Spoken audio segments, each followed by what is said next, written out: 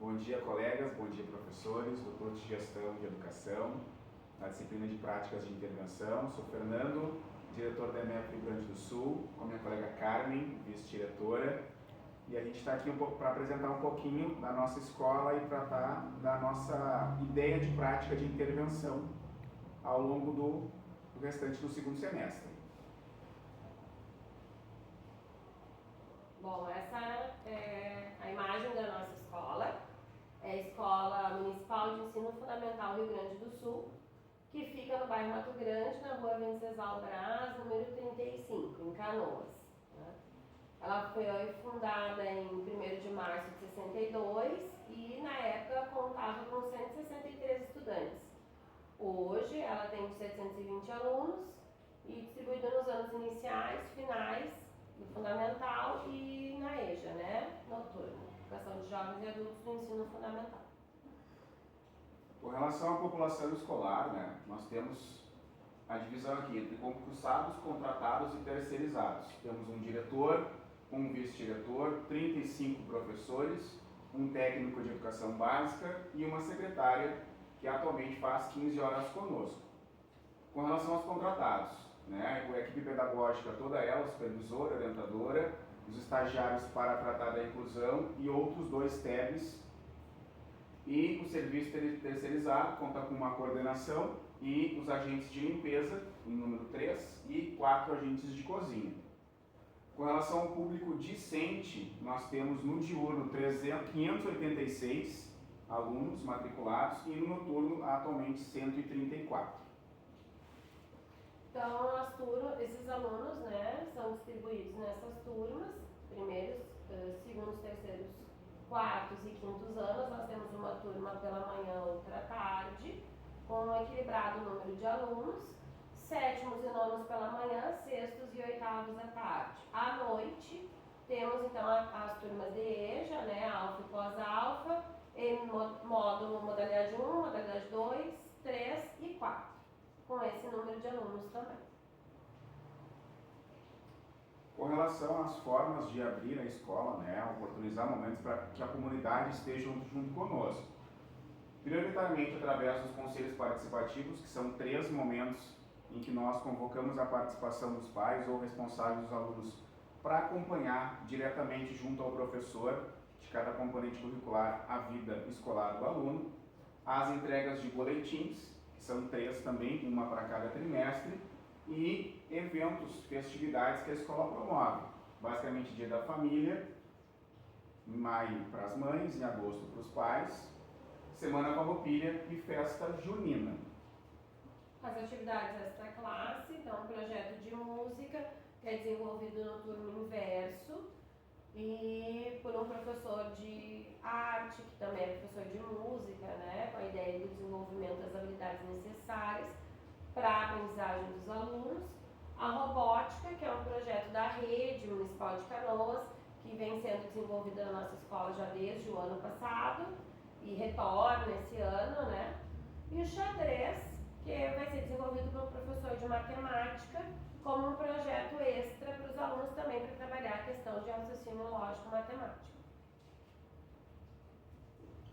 Com relação à educação inclusiva, né? Hoje, oficialmente, nós temos 41 alunos com necessidades educativas especiais, laudados. Também ajudamos, auxiliamos no atendimento àqueles que ainda não têm laudo e estão em processo. Ou eles são atendidos na sala de recursos multifuncionais, que é um espaço específico construído para este fim, com uma funcionária, né, uma prof, de sala de recursos que atende esses alunos especialmente, em sala de aula, né, nos seus turnos de aula, conforme a grade curricular, os técnicos em educação básica, as estagiárias de inclusão. Cada um destes alunos tem um plano de metas individualizado, que está realizado, que é feito por cada um dos professores, de acordo com as suas necessidades e potencialidades.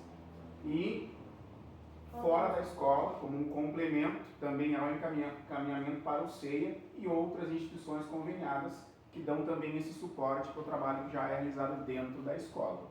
É válido a gente ter essa informação. O número de alunos que nós temos aqui são alunos com laudo, né? E tem outros alunos, tem muito número de alunos que está em investigação, que também são atendidos da mesma forma, com o mesmo carinho, né?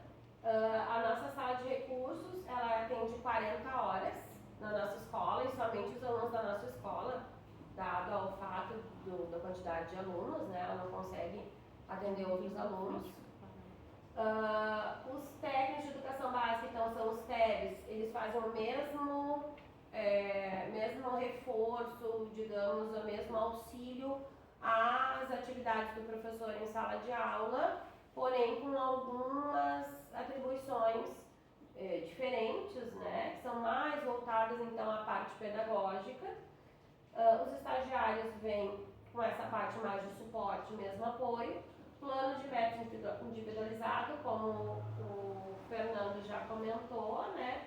E o CEIA, que eu acho que é importante a gente falar das instituições conveniadas que atendem os alunos da rede naquelas modalidades ainda escolares e não clínicas, né? Mas que nós não temos dentro da escola para oferecer aos alunos o suporte que eles precisam, como fonoaudiologia, psicologia, psicopedagogia, para tudo voltado para a tentativa de aproximar o aluno das questões escolares, né?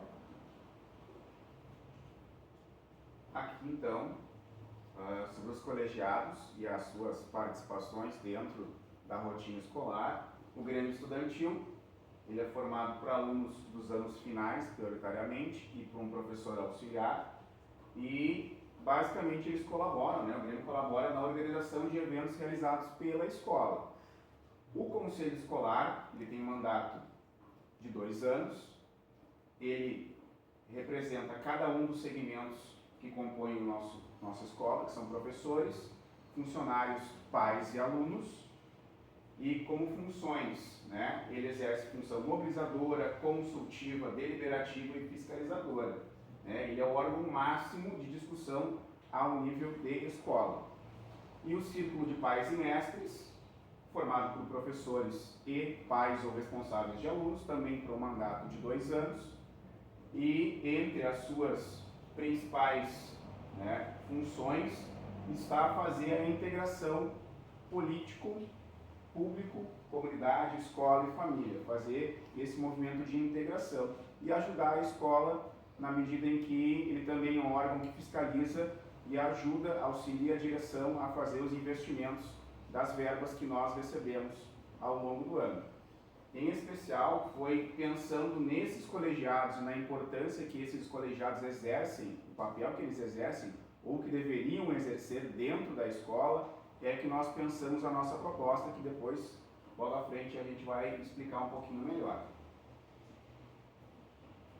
A documentação da escola, a documentação voltada às questões pedagógicas, que é o projeto político-pedagógico, um documento norteador de todas as questões pedagógicas da escola. Ele sempre é construído com o auxílio, a colaboração de todos os envolvidos da comunidade escolar e está em constante transformação, como nós dizemos, né? Porque todas as movimentações da escola, nas reuniões, nos momentos, às vezes até de recreio, a gente conversa sobre atualizações deste documento a partir das situações que ocorrem no cotidiano.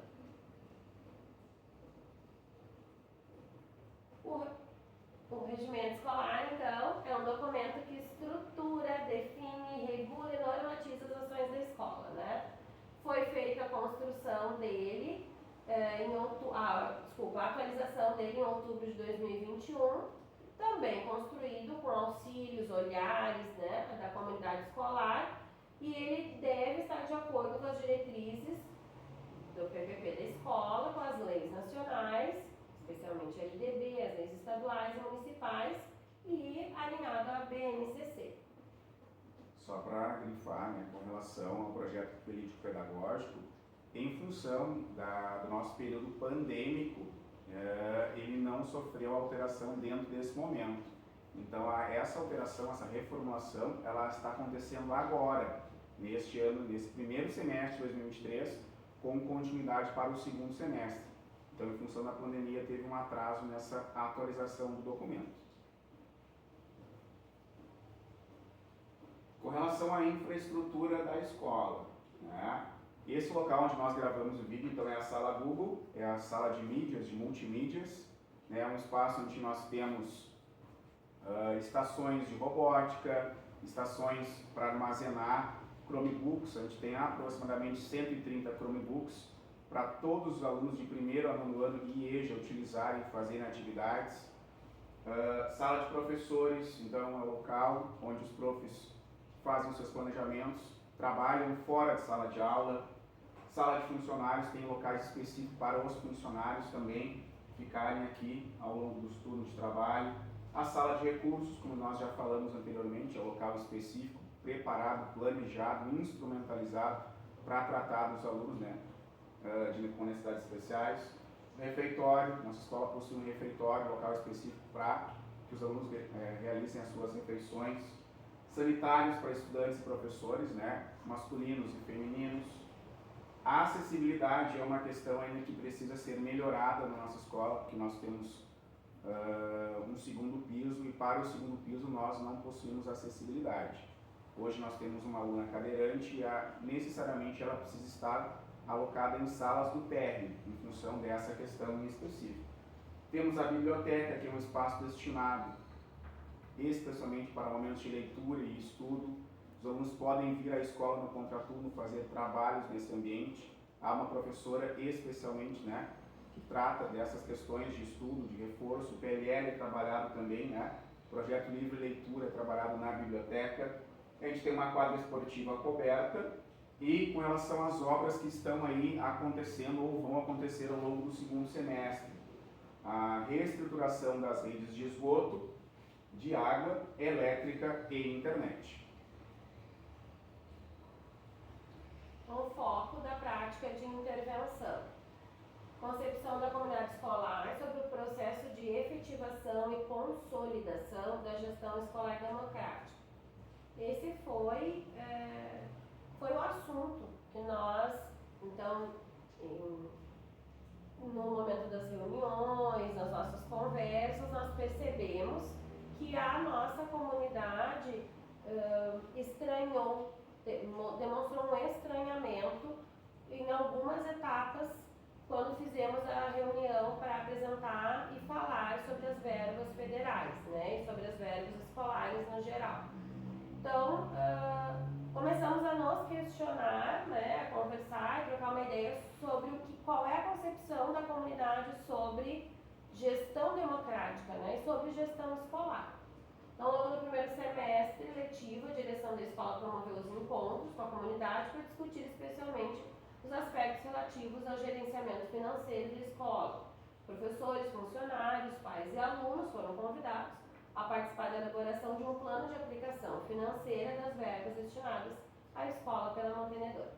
Esses encontros serviram de base para a formatação deste plano e para que se indicasse quais as demandas que a direção escolar e a comunidade visualizaram como prioridade.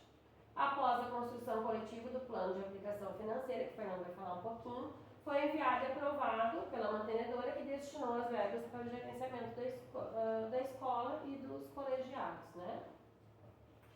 Então, a gente percebeu, para nós ficou muito nítido, que quando se fala em gestão democrática, essa expressão, esse termo, ele é muito técnico para a comunidade.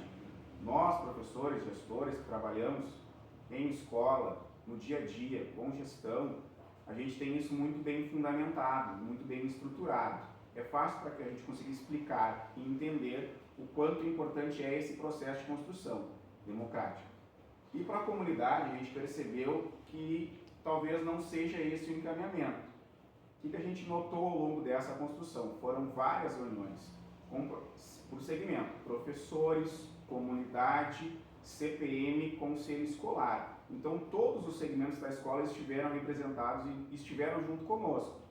E ficou muito nítido que eles têm um entendimento de que eles são meros ouvintes e que estão recebendo a informação e que quando há participação, ela baseia-se basicamente em assinar papéis, assinar uma ata concordando com aquilo que a gestão está apresentando, quando na verdade ela, né, todos os segmentos, a comunidade, ela tem o papel também de interferir, de discordar inclusive daquilo que nós apresentamos como sugestão, já que é uma sugestão, né? Então eles têm essa prerrogativa de apontar o que eles entendem como demanda necessária a ser aplicada. E a gente percebeu que não era assim que a comunidade tem percebido. Então a gente percebe que gestão escolar democrática é um termo muito técnico, que está no nosso entendimento, mas que não está no entendimento da comunidade. Então perceber como ela entende esse processo é o nosso foco da intervenção. Para que ela possa, então, a partir desse entendimento, desse esclarecimento, atuar com maior benefício para a escola, né? Para que se entenda que não faz parte só do final do processo, que é o assinar o documento, e nem entender, nem se apropriar do que está sendo oferecido, né? Então, né? Muito próximo daquilo que eu já coloquei anteriormente, a justificativa. A justificativa ela está voltada realmente a, assim, os colegiados são de extrema importância nessa construção. E hoje a gente enxerga esses colegiados, talvez por um histórico de construção nesse formato, de mera formalidade, muito passivos. As convocações, inclusive para assembleias, para momentos de fala, a presença é muito pequena. Talvez porque eles enxerguem a gestão assim muito distante da realidade. Então aqui está o cerne da justificativa, né? O colegiado ele é instrumento de participação efetiva dentro da escola, mas como ele entende esse processo? O que para ele é gestão? O que é gestão escolar? O que é gestão democrática? Quais são as possibilidades que ele enxerga para que isso se efetive na prática e quais são os limites dessa? Até onde nós conseguimos ir com a gestão democrática? Então, a justificativa gira em torno desses elementos. No objetivo geral, muito se fala em gestão escolar democrática, mas acreditamos que a comunidade escolar, em todos os segmentos, não possui real entendimento sobre o assunto, ficando ele muito restrito ao grupo de professores que gerencia a escola, né? Como se fosse algo que não pudesse sair para a comunidade, né? Informações, enfim, e todas essas informações nós acreditamos que no momento que eles tiverem o esclarecimento necessário, as informações que são importantes, que são de direito deles, nós vamos enxergar algumas reflexões na questão de alguns comportamentos que a gente observa, com os questionamentos que vêm, né, da comunidade, muitas vezes de questões que não precisariam nem gerar todas essas dúvidas se estivessem a par das movimentações que são feitas, que são necessárias, né? São feitas de forma necessária pela gestão. Já que pais, alunos e grande parte do grupo docente visualizam sua participação como mera formalidade burocrática, especialmente no que diz respeito à assinatura de documentos. Essa impressão ficou nítida em todos os momentos em que oportunizamos espaços de fala, para que se pudesse debater e construir coletivamente as demandas escolares. Assim, nossa intervenção, amparada pelo PPP, buscará compreender e analisar, por intermédio de entrevistas e questionários, qual a visão que a comunidade escolar e os colegiados têm acerca do conceito de gestão democrática escolar, bem como quais seus limites e possibilidades de real efetivação no dia a dia da escola. Então, a gente vai aproveitar também o momento de reconstrução do próprio projeto político-pedagógico para que nele se expresse como a comunidade enxerga a sua própria participação e quais são as possibilidades dessa participação interferir beneficamente no nosso papel enquanto gestores para que isso se efetive no dia a dia escolar. Acho que é isso. Muito obrigada. Obrigado, colegas, professores.